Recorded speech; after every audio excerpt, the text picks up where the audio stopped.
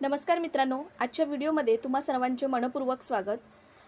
आजचा व्हिडिओ प्रत्येक आईवडिलांसाठी खूप महत्त्वाचा आहे, कारण आज आपण बोलणार आहोत मुलींच्या भविष्यासाठी सरकारची सर्वात लोकप्रिय आणि सुरक्षित योजना, ती आहे सुकन्या समृद्धी योजनेबद्दल। आजच्या काळात मुलींचे शिक्षण, करिअर, लग्न या सगळ्यांसाठीच लाखो रुपये लागतात आणि म्हणूनच अनेक पालकांच्या मनात एकच प्रश्न असतो, आत्तापासून थोडे थोडे पैसे साठवले तर नक्की मोठी रक्कम तयार होईल का? तर याच प्रश्नाचं उत्तर म्हणजे सुकन्या समृद्धी योजना। फक्त 250 रुपयापासून सुरुवात करून सरकारकडून मिळणार 8.2% व्याज, टॅक्स फ्री आहे, हा फायदा आहे आणि भविष्यासाठी मोठा फंड तयार करण्याची संधी आहे। या व्हिडिओमध्ये आपण सविस्तर जाणून घेणार आहोत की सुकन्या समृद्धी योजना नेमकी काय आहे, कोण खाते उघडू शकतं, किती पैसे जमा करावे लागतात, 2026 मध्ये व्याजदर किती आहे, 21 वर्षाने किती पैसे मिळू शकतात, पैसे मध्येच काढता येतात का, खाते बंद झाले तर काय, पोस्ट ऑफिस आणि बँकेत कुठे खाते उघडायचे आणि शेवटी ही योजना खरंच फायदेशीर आहे का? तर हे सर्व आपण सविस्तर जाणून घेणार आहोत। तर व्हिडिओ स्किप न करता व्हिडिओ शेवटपर्यंत नक्की बघा आणि हां, जर तुम्ही मराठी अवनी यूट्यूब चॅनलवरती नवीन असाल तर चॅनलला सबस्क्राईब करायला विसरू नका। चला तर मग व्हिडिओला सुरुवात करूया। तर मित्रांनो, सर्वात आधी आपण सुकन्या समृद्धी योजना म्हणजे काय हे थोडक्यात जाणून घेऊया। तर सुकन्या समृद्धी योजना म्हणजे भारत सरकारची मुलींसाठी विशेष बचत योजना आहे। ही योजना बेटी बचाओ बेटी पढाओ या अभियानांतर्गत सुरू करण्यात आली आहे। या योजनेचा मुख्य उद्देश म्हणजे मुलींच्या शिक्षणासाठी आर्थिक मदत, भविष्यातील खर्चासाठी बचत आणि सुरक्षित आणि हमीदार गुंतवणूक। ही योजना पूर्णपणे सरकारची हमी असलेली योजना आहे, त्यामुळे रिस्क खूप कमी असते। आता 2026 मध्ये व्याजदर किती आहे, तर सध्या एप्रिल ते जून 2026 या तिमाहीसाठी सुकन्या समृद्धी योजनेवर 8.2% वार्षिक व्याज दिले जात आहे। हे व्याज दरवर्षी कंपाऊंड पद्धतीने जोडले जाते। ही स्मॉल सेव्हिंग स्कीममध्ये सर्वाधिक जास्त देणाऱ्या योजनांपैकी एक मानली जाते। आता खाते कोण उघडू शकतं, तर ही योजना फक्त मुलींसाठी आहे। खाते उघडण्यासाठी काही नियम आहेत। कोणकोणते आहेत, तर पहिला आहे मुलगी भारतीय नागरिक असावी, दुसरे आहे मुलीचे वय हे 10 वर्षापेक्षा कमी असावे, तिसरं आहे एका मुलीच्या नावावर एकच खाते उघडता येतं, चौथा आहे आई वडील किंवा कायदेशीर पालक खाते उघडू शकतात। साधारणपणे एका कुटुंबात जास्तीत जास्त 2 मुलींसाठी खाते उघडता येतात। त्याच्यानंतर खाते कुठे उघडता येतं, तर मित्रांनो, खाते तुम्ही पोस्ट ऑफिसमध्ये किंवा अधिकृत बँकांमध्ये तुम्ही खाते उघडू शकता। आता स्टेट बँक ऑफ इंडिया किंवा bank of Baroda, Punjab national bank, HDFC bank किंवा ICICI बँक, अनेक बँका ऑनलाईन डिपॉझिटची सुविधा देखील देतात।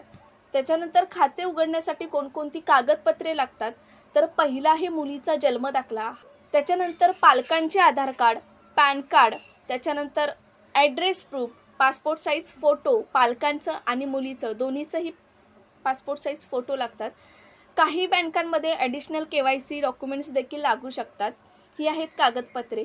त्याच्यानंतर किती पैसे जमा करावे लागतात, तर या योजनेत किमान वार्षिक गुंतवणूक तुम्ही 250 रुपये आणि कमाल वार्षिक गुंतवणूक तुम्ही 1.5 लाख इतकी रक्कम तुम्ही जमा करू शकता। म्हणजेच गरीब असो किंवा मध्यमवर्गीय प्रत्येक कुटुंब ही योजना सुरू करू शकते। पैसे कसे जमा करू शकतात, तर तुम्ही महिन्याला किंवा 3 महिन्यांनी किंवा 6 महिन्यांनी किंवा वर्षातून एकदाही तुम्ही पैसे जमा करू शकता। कोणतेही फिक्स मंथली EMI नसते।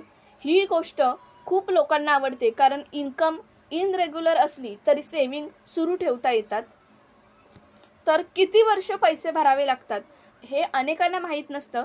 तर खात्याची मॅच्युरिटी ही 21 वर्षांनी होते, पण पैसे फक्त 15 वर्ष भरावे लागतात। त्यानंतर पुढील 6 वर्ष तुम्ही पैसे भरायचे नसतात, पण व्याज मात्र मिळत राहतं। हीच या योजनेची सर्वात मोठी ताकद आहे। आता टॅक्स बेनिफिट्स काय आहेत, तर ही योजना EEE कॅटेगरीमध्ये येते, म्हणजेच जमा केलेल्या रकमेवर टॅक्स डिडक्शन आहे, मिळणारं व्याज टॅक्स फ्री आहे, त्याच्यानंतर मॅच्युरिटी अमाऊंट देखील टॅक्स फ्री आहे। म्हणूनच ही योजना सेविंग प्लस टॅक्स सेविंग दोन्ही फायदे देते। आता पैसे मध्येच काढता येतात का, हा अनेकांचा प्रश्न आहे. तर मुलगी 18 वर्षाची झाल्यानंतर तिला हायर एज्युकेशनसाठी 50% पर्यंत पैसे काढता येतात. उदाहरणार्थ तुम्हाला कॉलेज ॲडमिशन असेल किंवा प्रोफेशनल कोर्स असेल किंवा मेडिकल एज्युकेशन असेल किंवा इंजिनिअरिंग फीज असेल, अशा खर्चांसाठी तुम्ही पैसे वापरता येतात. 50% पर्यंत पैसे काढता येतात. आता खाते बंद कधी होते, तर मॅच्युरिटी म्हणजे 21 वर्षांनी बंद होते.